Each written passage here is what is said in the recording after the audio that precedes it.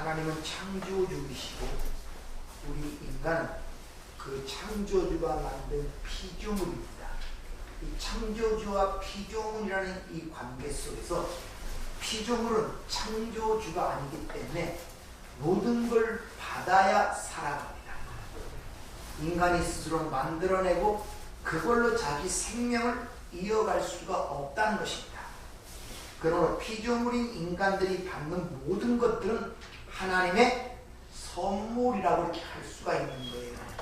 그러니까 우리 믿는 자들 뿐만 아니라 안 믿는 불신자들도, 아니 이 세상 어떤 피조물도 하나님을 떠나서는 살 수가 없어요. 하나님이 만드셨기 때문에. 근데 그 중에서 특히 유독 하나님의 택한 백성들만이 그걸 알아먹고 그 은혜에 감사하며 찬송할 수 있는 존재가 바로 성경이 말하는 하나님의 백성이라고 하고, 하나님이 당신의 백성들을 만드신 이유라고 분명히 그렇게 설명하는 것을 볼 수 있습니다. 따라서 우리에게 가장 필요한 것들이 어디서부터 오는가를 가리키기 위하여 항상 성경의 모든 서신서는 그 인사말이 은혜와 평강이 너에게 있을지어다 이렇게 인사말로 시작이 되는 것입니다.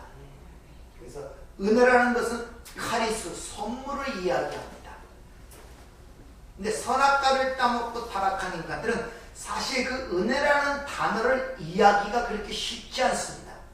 대부분 은혜라 그러면, 선물이라 그러면 그냥 우리 일상생활에 필요한 것들을 어느 거저주고 받는 정도의 어떤 것, 내가 어떤 것들을 받는 정도의 것으로 생각하는데, 성경이 은혜라고 하는 것은 죽은 자에게 생명을 부여하는 거예요.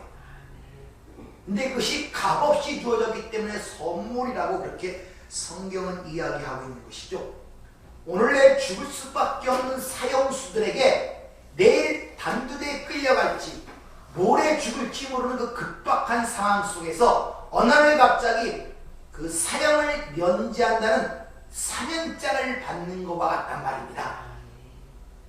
그런 만큼 은혜는 사실 이 선악과 패러다임 속에, 이 멸망 속에, 죽은 가운데 태어나는 우리 인생 속에서는 그 은혜를 제대로 깨달을 수가 없습니다.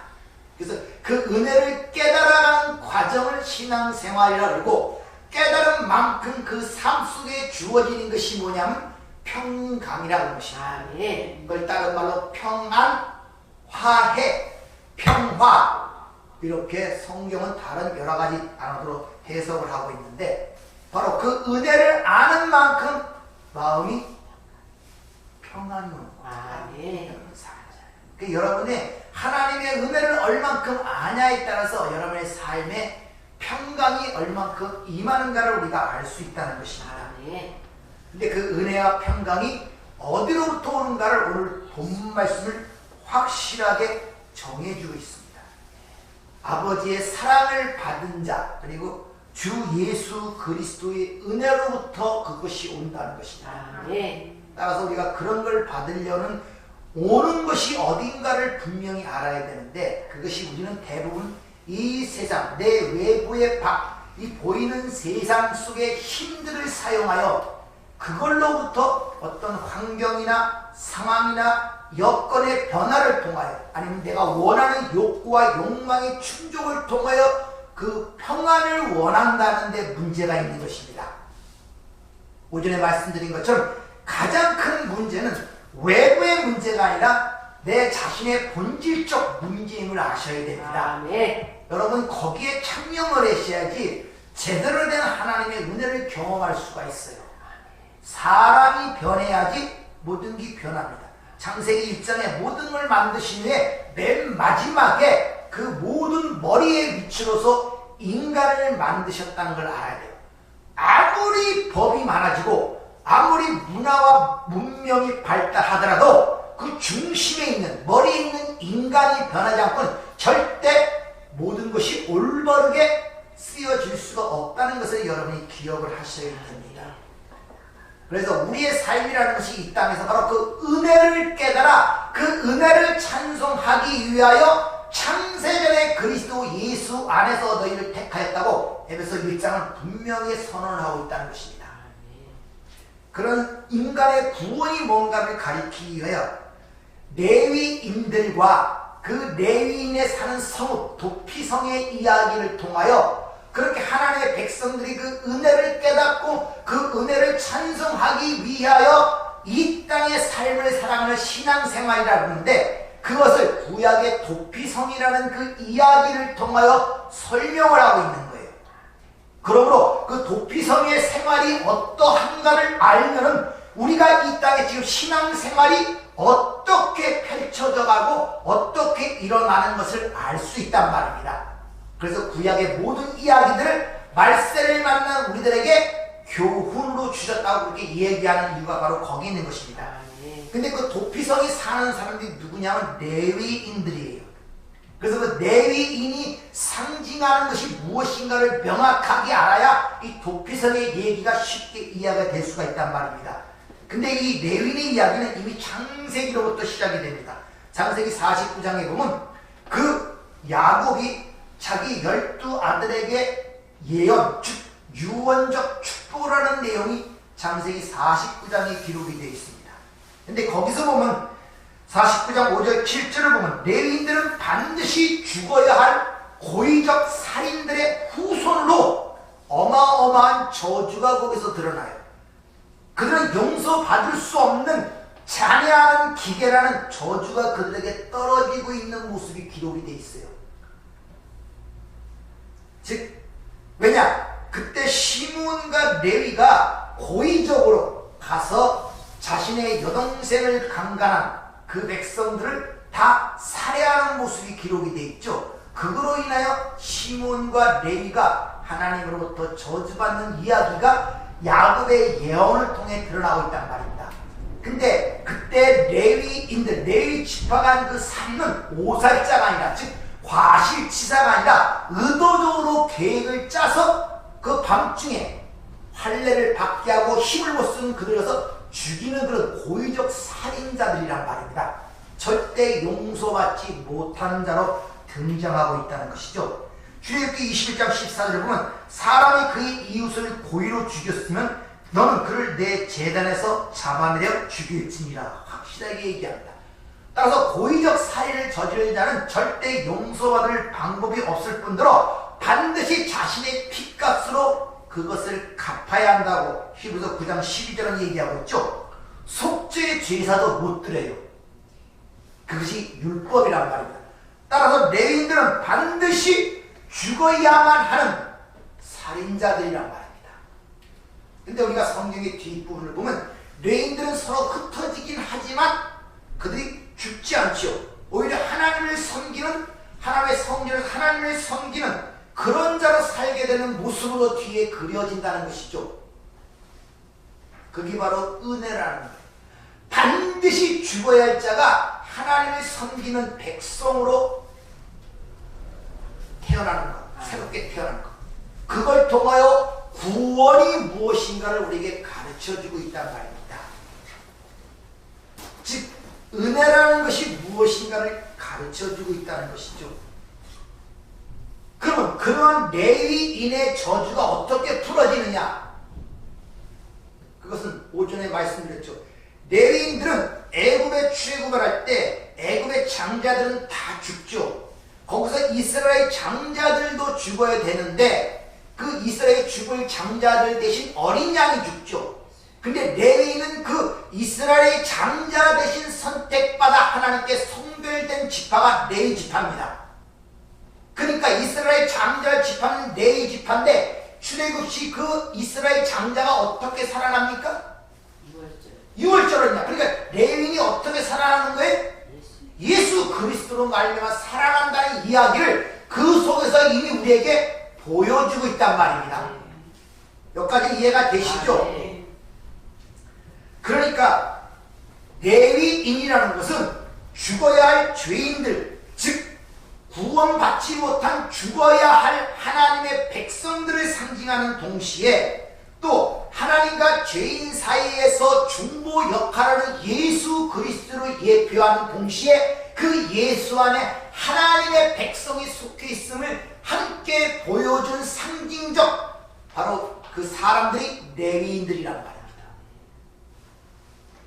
레위인은 야곱의 유언 시므온처럼 반드시 죽어야 할 고의적 살인자인 동시에, 즉 구원받아야만 하는 하나님의 백성인 동시에 또한 하나님과 그 죄인들의 사이를 중보하는 예수 그리스도의 모형이란 말입니다. 그래서 이스라엘 장자 대신 레위인이 하나님께 헌신하는 모습으로 성경에 그려지는 것입니다. 근데 그 안에는 그 혼자만 있는 것이 아니라 하나님의 백성이 같이 함께 되어 있는 그 의미를 갖고서 11조를 그에게 드리는 거예요. 하나가 열을 대표한다고 말씀을 드렸지 않습니까? 이렇게 레위인이 상징하는 그 모습 속에는 이런 면들이 있다는 것을 아셔야 됩니다. 그러므로 여러분들이 바치는 11조는 예수의 피로 우리가 구원을 받았다는 믿음의 고백인 동시에 하나가 열을 대표하듯이 이 땅에 하나님처럼 군림하는 맘모나스라는 재물의 실을 하나님께 바침으로 우리가 하나님을 섬긴다는 확인 도장이 그 안에 담겨 있단 말입니다. 단순한 것이 아니라 이와 같이 우리는 이 땅에서 모든 것이 주 예수 그리스도로 해석이 되지 아니하면 어떤 것도 우리는 이해할 수가 없어요. 모든 게 예수 그리스도의 십자가로 수렴이 됩니다. 거길 통과해야만이 새로운 부활이 열리기 때문에 그래요. 그래서 성경은 우리 상태, 레위인처럼 우리가 구원받기 전 상태를 살인자라고 정의하고 있음을 아셔야 됩니다. 그래서 아담과 하와를 통하여 첫 번째 출생한 가인이 살인자로 드러나는 것입니다. 요한복음 8장 44절에 보면 주님이 말씀하시죠. 너희는 너희 아비 마귀에서 났으니 너희 아비의 욕심대로 너희도 행하고자 하느니라. 그는 처음부터 살인한 자요 진리가 그 속에 없으므로 진리에 서지 못하고 거짓을 말할 때마다 제 것으로 말하나니 이는 그가 거짓말장이요 거지의 아비가 되었습니다. 마태복음 15장 19절 마음에서 나오는 것이 악한 생각과 살인과 간음과 음란과 도둑질과 거짓 증언과 비방이다 이렇게 이야기를 하죠. 그러니까 인간은 이미 그 태생으로부터 살인자란 말입니다. 살인자가 된다는 것이 아니라 이미 살인자로 태어난다는 거예요. 이미 그 마음에서 살인이 나온다 그러잖아요. 어떻게 목사님 어떻게 거기 그렇지 않은데요. 주님이 우리가 산상수훈에서 얘기했듯이 형제를 미워하는 자마다 뭐라고요? 이미 살인자래요. 여러분 미워한 사람 없습니까? 있어요. 그때마다 살인하는 거예요. 성경적으로 말하면요. 여러분들 우리 태생적으로 살인자로 태어난다는 것을 여러분이 아셔야 된단 말이에요. 그래서 성경은 항상 보이는 것은 나타난 것으로 말미암아 된 것이 아니라고 이야기를 하고 있어요. 우리의 세상의 시각과 관점과 생각으로는 이 사람이 살인을 했기 때문에 겉으로 난 살인적 행위가 있었기 때문에 살인자라고 지칭을 하죠.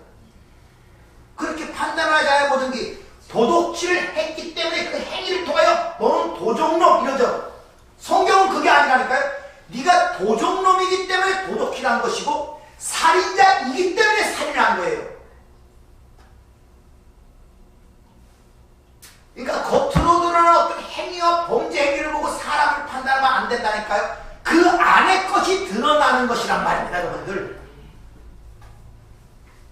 그러니까 하나님은 외모를 보지 아니하시고 중심을 보신다는 말이 거기 있고 무엇보다 더럽고 부패한 것이 사람의 마음이라는 에레미야 11장의 말씀 의미도 바로 거기 있단 말입니다, 여러분들.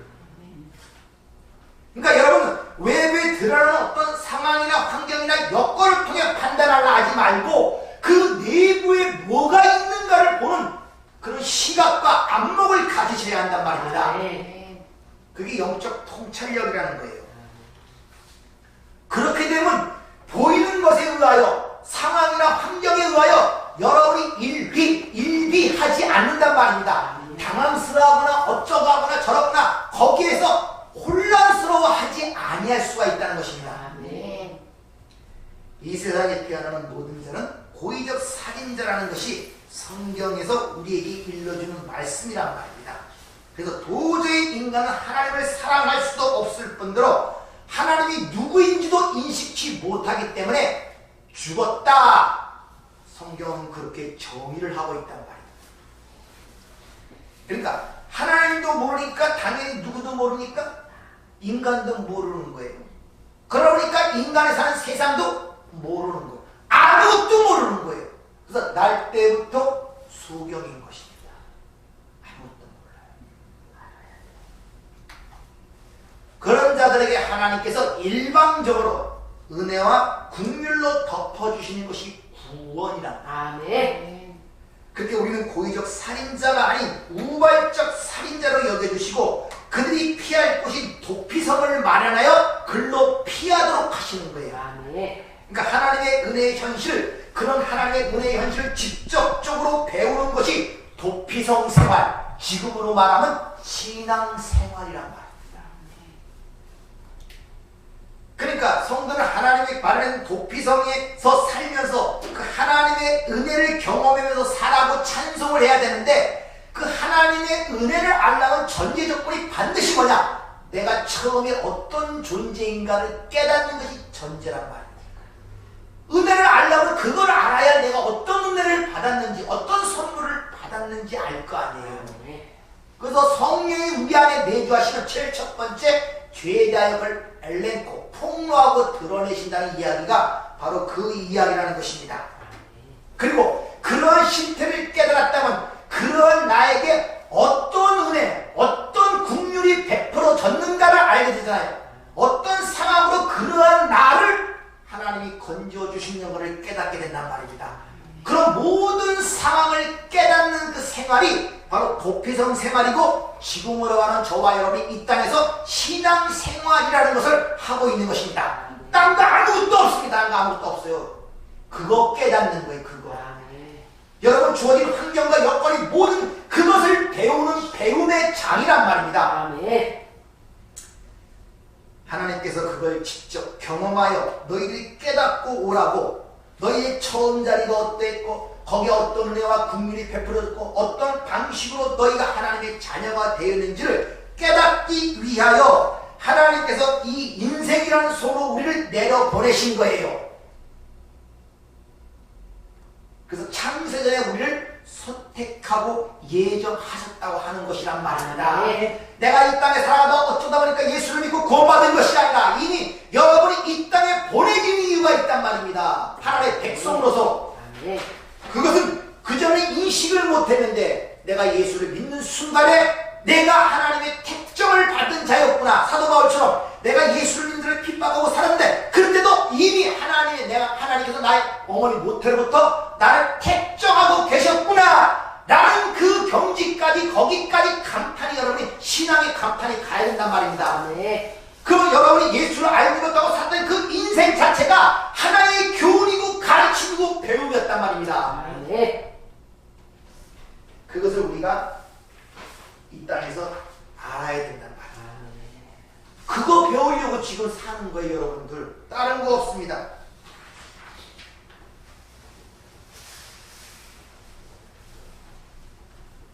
이 과정 속에서 하나님의 은혜의 눈을 떠가면서 이제 나타나는 결과가 뭐냐? 그것이 바로 이제 하나님 외에 세상에 집착되어 있던 것들이 마음에서 하나하나 끊어져 가는 그런 생활이 될 수밖에 없다는 것입니다.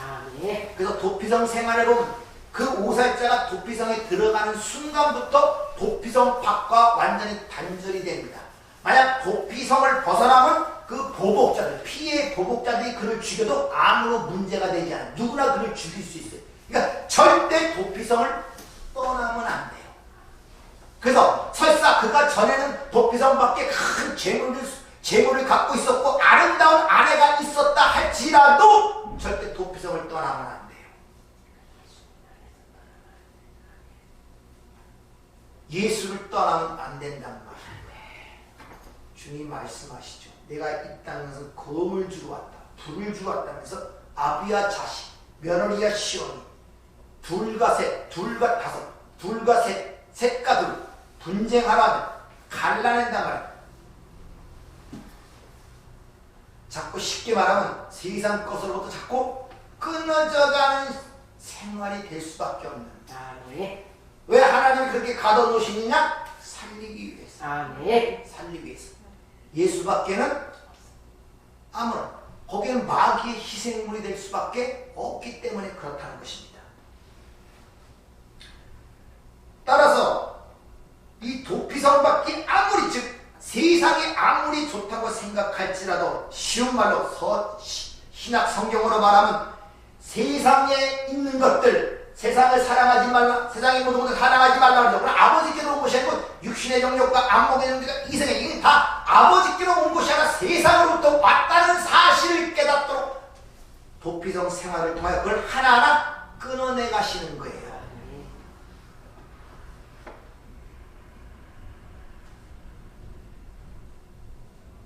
그게 무슨 말이냐? 그 도피성 생활하면서 저 밖에 있는 것들은 나를 살릴 수가 없다는 걸 깨닫게 된단 말입니다. 아무리 아름다운 은혜가 있고 아무리 많은 재물과 소유해서 저건 절대 나의 살인자로부터 나를 구원해낼 수가 없고 그거에 죽을 수밖에 없는 존재를 깨달으니까 필연적으로 하나씩 놓게 되는 과정을 겪게 된단 말입니다, 여러분들.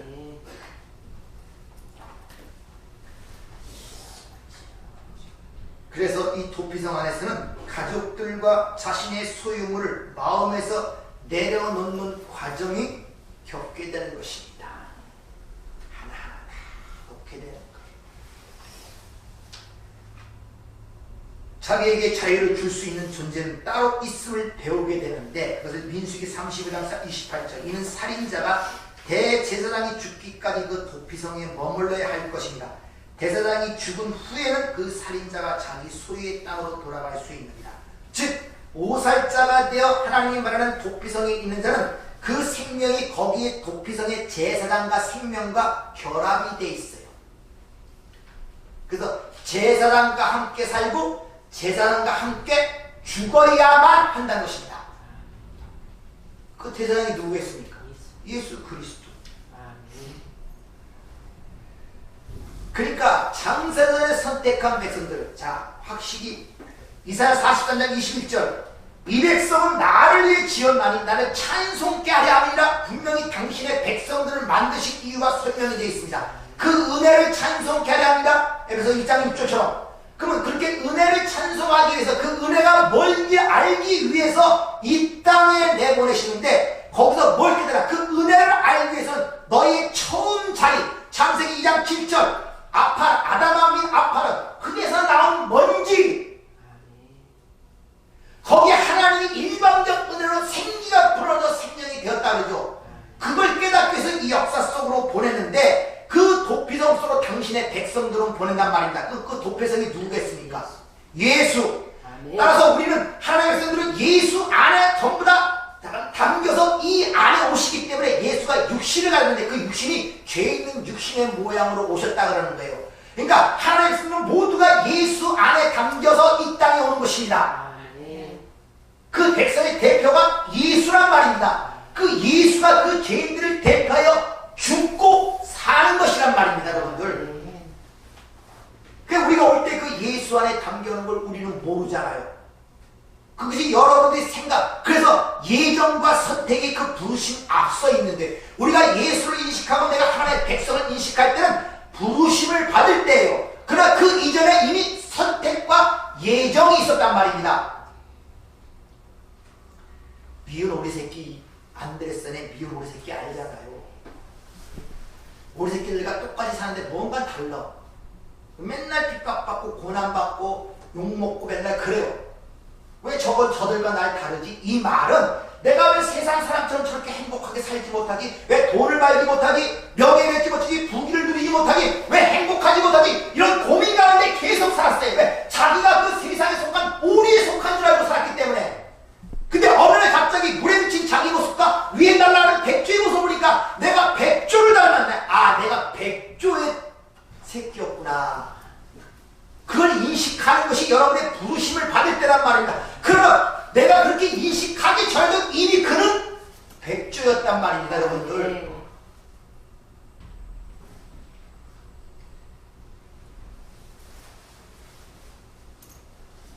따라서 필연적으로 하나님이 말하는 하나님 도피성에 사는 자들은 자신의 처음 자리가 무엇인가, 죽을 흙의 자리가 무엇인가, 멸망당할 자리가 무엇인가, 죄가 무엇인가, 사망의 증상이 무엇인가, 하나님을 떠난 삶이 무엇인가를 철저하게 경험과 체험을 통해 체득을 해야 된단 말입니다. 그래서 여러분이 마음의 위안을 얻고 평강을 얻고 기쁨을 얻고 삶의 소망을 얻고자 하는 그 대상으로 인하여 가장 큰 상처를 받는 거예요. 여러분들, 하나님이 아닌 하나님의 위안과 하나님의 평강과 하나님의 은혜를 통하여 위로를 받는 것이 아니라 세상의 대상으로 받는 그 대상이 가장 큰 상처를 준다니까요. 그러니까 내가 가장 사랑하다는 자가 상처를 받는다는 그런 말이 나오는 것이란 말입니다. 거기에 모든 걸 투자하기 때문에, 거기에 위안을 받기 때문에 하나님의 위안과 하나님의 사랑을 받을 생각은 안 하고 오직 보이는 사람의 대상에 한마디 헛것 같은 그걸 통해 마음을 위안을 삼으려고 그러고 행복을 삼으려고 그러고 그 한마디에 녹아드는 거기에 모든 걸 집중하고 있으니 그게 끊어지면 상처받았다 그러고 힘들다 그러고 그러는 거예요. 여러분들,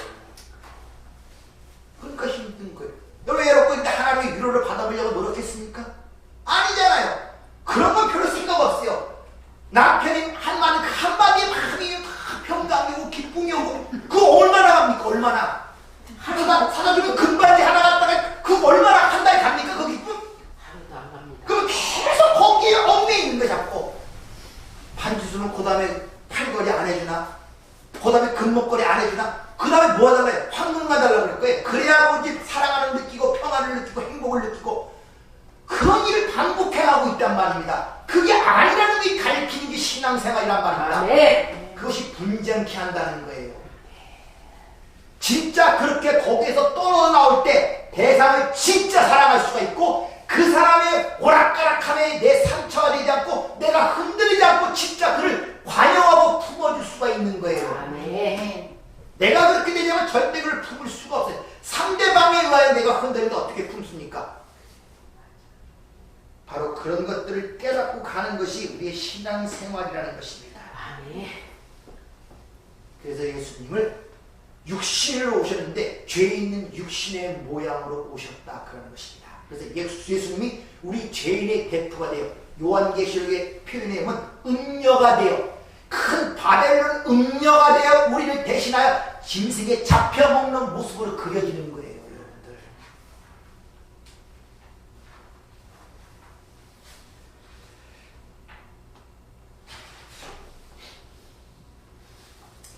이와 같이 우리 삶 속에서 이런 것들을 깨닫고 가는 사실 자체가 깨닫는 만큼 내가 평화로워져. 왜? 내려놓게 됩니다. 네. 모든 것들이 세상 것들은 내려놓을 수가 없어요. 왜? 내가 해야 되고 내가 애써야 되고 내가 취해야 되고 내가 만족해야 되고 내가 느껴야 되고 내가 기분해야 되는데 그 모든 얽히고 설킨 것들이 한실을 끊어나갈 때 거기서 짐이 떨어지는 그런 평안과 기쁨을 누릴 수 있다는 것입니다. 그리고 그 도피성 안에 살면서 그 예수의 죽음, 즉 대제사장의 죽음이 나를 흑암의 영토에서 그 아들의 나라로 옮기셨구나. 십자가의 의미가 분명하게 보여주는데 그럴 때 좋은 진주를 구하는 장사가 좋은 진주를 구하며 자기 소유를 다 팔아 그 진주를 샀다는 그 천국비의 의미란 말입니다. 그게 보일 때 온 흑암의 세상 속에서 오직 그것만 딱 보이는 거예요. 그런 걸 깨닫고 하나님 나라로 복귀하는 것이 성도의 신앙생활이란 말입니다. 네. 여러분, 예수 안에서 지금 감춰져서 지금 보호를 받고 있다는 거예요. 도피성 안에서. 네. 있습니까? 네. 그래서 고린도서 3장 3절 이는 너희가 죽었고 너희 생명이 그리스도와 함께 하나님 안에 감춰 있습니다. 도피성 안에 살고 있는 거예요. 지금 에베소 2장 6절도 함께 일으키사 그리스도인에서 함께 앉히시니 과거들 이미 거기에 앉히신 바 되었다는 것입니다. 따라서 우리는 어떤 자리에서 어떤 은혜로 구원받았는지를 배우기 위하여 이 땅에서는 필연적으로 이 세상에서 내가 의지하고 내 보호처럼 느끼고 내 힘처럼 느끼던 세상 힘들이 하나하나 떨어져가는 모양으로 신앙생활에 들어가는 게 당연한 것입니다. 왜? 도피성 밖에 나가면 피의 보복자에 의하여 죽임을 당하기 때문에. 따라서 여러분들이 힘이라고 생각했던 세상 것들이 하나하나 떨어져 나갈 때 낙담을 하는 것이 아니라 하나님의 이런 섭리와 복음을 안다면, 그 뒤에 있는 하나님의 손길을 안다면 오히려 감사하는 것이 성도의 마땅한 도리란 말이에요. 네. 이렇게 도피성에서 예수 안에서 대장에서 예수의 생명에 연합되어 살다가 그 대제사장의 죽음이 무엇인가를 온전히 깨닫게 되는 날, 내가 예수와 함께 온전히 죽는 그날, 자유인이 되어 그 나라로 가는 것입니다. 네. 근데 우리는 그 안에 살면서 아직도 온전히 내가 죽지 못했잖아요. 왜? 이 몸은 아직도 죄 있는 몸이란 말입니다. 죄의 몸. 그래서 사도 바울이 그것 때문에 고통스러워하잖아요. 행하고자 하나 행함이 없다. 근데 내가 원치 않는 것을 행하는 것이 있는데, 그것을 행하는 자가 내가 아니요 내 속에 거하는 죄라는 사실을 지독하게 깨닫잖아요. 그러니까 그걸 벗어나기 위해서 그렇게 애통하게 하나님께서 어서 오시옵소서 이렇게 얘기를 하는 거예요. 네. 그게 바로 예수의 십자가의 죽으심의 의미를 온전히 깨닫는 순간이라고 성경은 우리에게 기록하고 있다는 것입니다. 창세기 1장부터 우리에게 얘기하는 하나님 창조주이시고 이 역사와 인생의 주체라는 것을 성경은 분명히 밝히고 있단 말입니다. 그러면 이 역사와 여러분의 인생을 하나님이 지금 운행해 가시면서 이 세상의 죄악됨과 너희들의 처음 자리가 어떠함을 올바르게 자각하시게 할 뿐만 아니라 그런 자들에게 하나님이 어떤 은혜와 국률이 베풀어졌는가를 깨닫게 하시면 하기 위하여 여러분의 인생을 지금 하나님이 운행해 가고 계시는 거예요. 거기에 사용되는 것들이 여러분의 가정이며 이웃이며 이 사회며 나라이며 여러분의 삶이라고 생각하는 그 모든 것들이란 말입니다. 그걸 그렇게 보지 않고 내 일상생활을 하는 것들을 그 일을 통하여 어떤 이 땅의 결과들을 내서 그걸 성공과 번영으로 삼아 그걸 내 열매로 취하나가니까 그 일상이 원망과 불평과 두려움과 근심으로 꽉 차버리는 것이란 말입니다. 가르쳐 주려고 그런 상황인데, 그러니까 여러분의 인생은 이 세상이 생각하는 것은 성공이냐 실패냐 아무런 그 문제가 되지는 않아요. 하나님은 거기에 관심도 없습니다. 이 땅에서 삶이 성공했느냐 성공하지 못했느냐, 그리고 이 세상이 생각하는 그런 성공이라면 돈이 많아서 교회도 많이 개척하고 뭐 많은 사람 도와주고 그런 사람이 그럼 하늘나라에 가고, 돈이 없어 그런 것이 없어 못한 사람은 하나님 못 가겠네요. 아니잖아요. 그러면서 판별되는 게 아니지 않습니까? 근데 우리는 여전히 그런 식으로 생각하는 경향들이 많다는 것을 내가 먼저 자각을 하셔야 돼요. 그러니까 내가 어떤 일 하든지 그 일에 실패와 성공을 먼저 생각하고 애쓰는 것이 아니라 그 일을 통하여 지금 하나님 나에게 어떤 메시지를 던지는가가 중요하단 말이에요. 무엇을 배우는가가 중요하고, 그래서 우리에게 모든 합력하여 선을 이룬다는 말은 죄를 지고 실패하고 실족하도록 그걸 통해 하나님의 은혜를 깨닫고 사랑을 깨닫고 인간의 추악함을 깨닫다면 그것이 나에게 유익이란 말입니다. 나쁘게 작용하는 것이 아무것도 없단 말이에요. 모든 것이. 그러나 이런 현실을 믿음 안에서 깨닫지 못하는 자들은 성경은 마지막 날에 하나님의 진노에서 자신을 지켜줄 것이라고 굳게 믿고 있던 그 모든 세상에 쌓았던 것들이 한순간에 날아가는 모습이 계시록에 잘 기록이 되어 있죠. 계시록 6장이나 18장에 보면 막 엄청난 불을 쌓았던 사람들이 한순간에 날아가고 막 거기서 울부짖고 부르짖는 모습이 나타나죠. 싹 사라진단 말입니다. 그러나 하나님의 백성들은 이 땅에 도피성을 하는데 외부에서 볼 때는 얼마나 답답한 생활이에요. 마음대로 살지 못하고 나가지도 못하고 그 안에서만 사니까. 근데 그러한 하나님의 백성들은 내중에 어떻게 되는가? 그것이 시편에서 이렇게 얘기를 합니다. 한번 들어보세요. 시편 91편 1절부터 8절까지. 지존자의 은밀한 곳에 거주하며 젖는 자의 그늘 아래에 사는 자여, 나는 여호와를 향하여 말하기를 그는 나의 피난처여 나의 요새여 내가 의뢰하는 하나님이라 하리니, 이는 그가 너를 새 사냥꾼의 올무에서와 심한 전염병에서 건지실 것이니로다. 그가 너를 그의 깃으로 덮으시리니 내가 그의 날개 아래에 피하리로다. 그의 진실함은 방패와 손방패가 되시나니, 너는 밤에 찾아오는 공포와 낮에 날아드는 화살과 어두울 때 퍼지는 전염병과 밝을 때 닥쳐오는 재앙을 두려워하지 아니하리로다. 1000명이 내 왼쪽에서 10,000명이 내 오른쪽에서 엎드러지나 이 재앙이 내게 가까이 하지 못하리로다. 오직 너는 똑똑히 보리니 악인들의 고음을 내가 보리로다. 믿습니까? 아멘. 저렇게 약속을 해주잖아요. 아멘. 여러분 이스라엘 백성들의 역사나 그 조상들 아브라함과 이삭과 야곱의 일생들을 보세요. 그들이 뭐 잘난 거 있습니까? 처음부터 끝까지 누가 보호하시고 인도하십니까? 하나님. 왜 그런 내용들이 구약에 기록되어 있겠어요? 근데 우리는 그게 믿어지질 않는 거예요. 그 답답하면 내게 믿음을 주세요. 믿음을 주세요. 믿음을 주세요. 지금 우리는 하나님이 마련하신 도피성 살이를 하고 있다는 사실을 깨달아야 됩니다.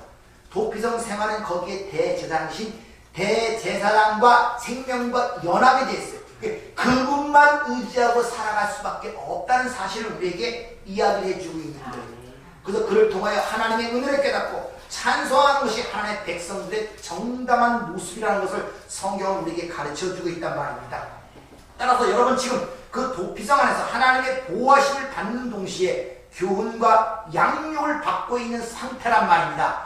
그 양육과 교훈을 가르치기 위하여 주어진 모든 교보제가 여러분의 남편이며 아내며 자식이며 가족이며 이웃이며 모든 생활의 여건과 직장과 생업이란 말입니다.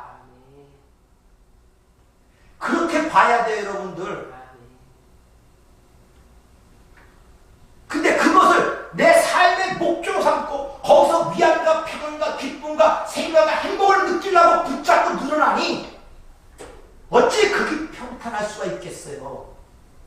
계속 휩쓸려가는 거예요. 감정의 소비도 많고 상처도 많고 그러면서 계속 오전에 말씀드린 것처럼 내가 거듭나야 된다 그랬는데 나는 거듭난 것을 돌아보지 않고 자꾸 밖에 있는 것들을 거듭나야 돼. 너 변화해야 돼. 너 변화해야 돼. 당신은 변해야 돼. 자꾸 이런 신앙생활을 하면 안 된단 말입니다, 여러분들.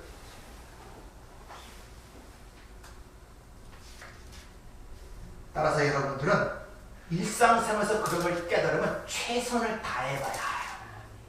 최선을 다해봐야 인간의 힘으로 안 되는구나. 이게 은혜로만 되고 은혜가 되는구나 라는 걸 알지. 최선을 다해보지 않고 하나님의 은혜로 되는 거니까 아무것도 따로 그 은혜도 모르는 사람일 뿐더러 깨닫지도 못합니다. 최선을 다해봐야 돼. 따라서 하나님께서 주어진 시한부 인생을 살아가는 하나님의 백성들이라는 사실을 자각하는 자들은 나에게 주어진 그 현실에 최선을 다합니다. 최선. 오전에 말씀드렸죠? 내가 시한부 인생을 살아간다면 주어진 시간들을 헛되이 허비하지 않습니다. 어떤 목사님이 어떤 책에서 살아갈 시간도 부족한데 미워할 시간이 어디 있냐. 밉살스럽게 보여도 내일 갈지도 몰라요. 네, 맞습니다. 그러면 다 아무것도 아니에요, 그거요. 그렇게 크게 보이던 문제들도. 그저 크게 보세요. 아멘. 오늘 보이는 현실 속에서 쭉 붙들고 다니지 말고. 그 아무것도 아니라니까요. 오늘 항상 사라지고 없어지고 변화받는 것에 너무 관심이 많아요. 영원한 생명을 소유하고 영생을 소유하는 내 자신의 본질에서는 아침에 하나 고민하고 심각하게 생각하지 않는단 말입니다. 물론 그렇게 최선을 다해서 다 성공하는 건 아닙니다. 많이 실패할 것이고 많은 시행착오를 겪을 것이며 또 그렇게 할수록 이상하게 나에 대해서 자부심을 느끼는 것이 아니라 더욱더 실망하게 될 것입니다. 그러나 그것이 잘 가는 거예요.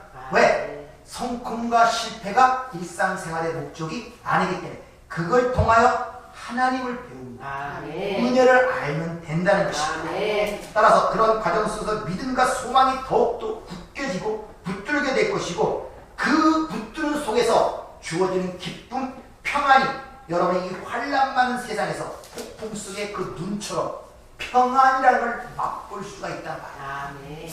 그래서 우리가 성경에 기록된 사도행전에 있는 얘기처럼 감옥 속에서도 내일 죽을지언정 편히 자는 베드로의 모습을 통해서 우리에게 보여주는 것이고 아멘. 사도 바울이 하나님을 열심히 하다 감옥에 갇혀서도 그 많은 착골 치고 말을 말씀에 들고 하나님을 찬양하는 모습으로 성경이 그려지고 남들은 다 죽겠다고 난리치는 유라블라 광풍을 당하는 그 입장에서도 걱정하지 말라. 나와 함께는 하나님이 너희 생명을 하나도 해하지 않다고 어제 나에게 약속하셨느니라. 아멘. 이런 담대함을 갖고 그런 평안을 외치는 사도 바울의 모습이 사도행전에 기록이 된 것입니다. 아멘. 여러분의 삶도 그런 은혜와 진리를 깨달아 자유함을 누리는 그런 감사한 생활이 되기를 주의로 축원합니다. 아멘. 은혜로우신 아버지 하나님, 우리가 많은 것들을 배워야 되고 많은 것들을 경험하고 체험해야 됩니다. 그러나 우리 주어진 시간이 너무나 짧습니다. 아버지, 이 주어진 시간이 헛되지 않도록 우리에게 지혜를 주시고 명철을 주셔서 아멘. 우리가 어떤 숨쉬는 순간도 하나님의 교훈을 배웠다는 시편 기자의 고백처럼 우리 삶 속의 일상생활 속에서 그 하나님의 은혜를 보게 하시고 아멘. 그 은혜를 감사하며 찬양하는 그런 하나님의 백성이 되는 모습을 갖고 이 땅을 살아가도록 저희들을 축복하여 주시옵소서. 아멘. 예수님 이름으로 기도하옵나이다. 아멘.